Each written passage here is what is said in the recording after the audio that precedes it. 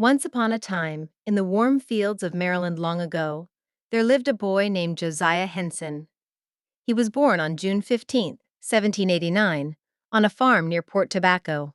Josiah was born into slavery, which meant he and his family belonged to other people who could decide where they lived, what work they did, and even if families could stay together.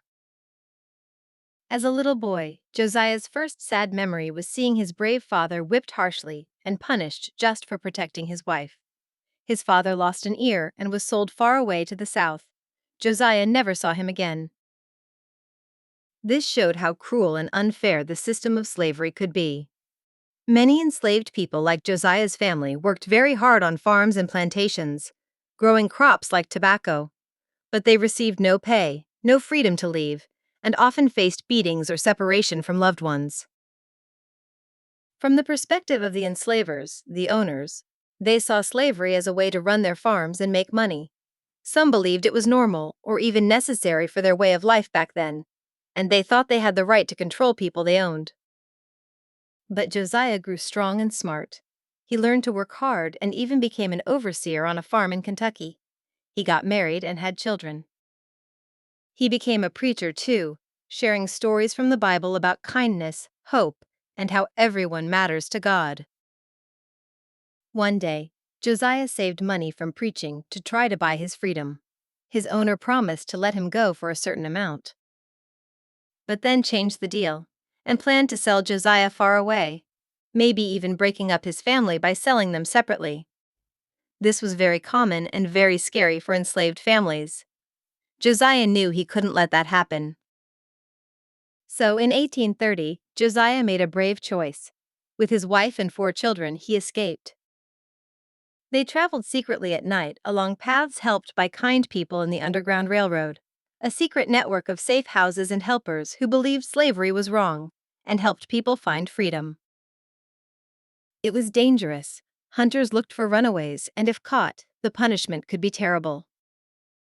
But Josiah's family walked hundreds of miles, crossed rivers, and finally reached Canada on October 28, 1830. In Canada, slavery was against the law, so they were free at last.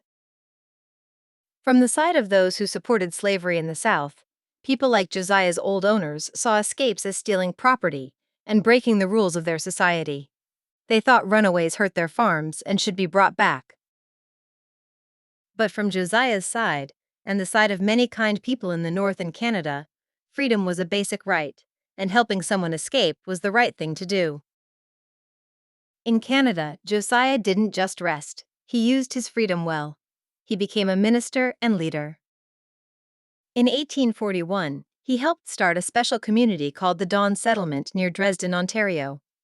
It was a place where formerly enslaved people could live, learn trades like farming or building, go to school, and build better lives. Josiah even went back to the United States many times, risking his life, to guide over 100 other people, some say 118 or even 200, to freedom along the Underground Railroad.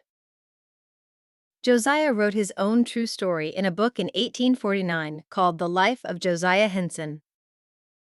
A famous writer named Harriet Beecher Stowe read it and used parts of his brave, kind life to help create the character Uncle Tom in her big book, Uncle Tom's Cabin, in 1852.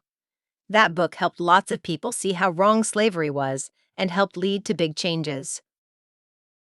Josiah also built mills, farmed, and even won a prize at a big fair in London for his good wood.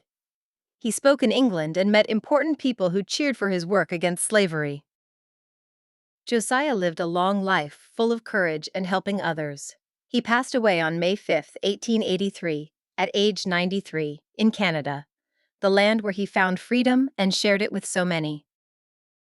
And so, children, Josiah Henson's story teaches us that even in dark times, one person's bravery, faith, and kindness can light the way for many. Freedom is precious, and using it to help others is one of the greatest things anyone can do. What do you think you'd do if you were as brave as Josiah?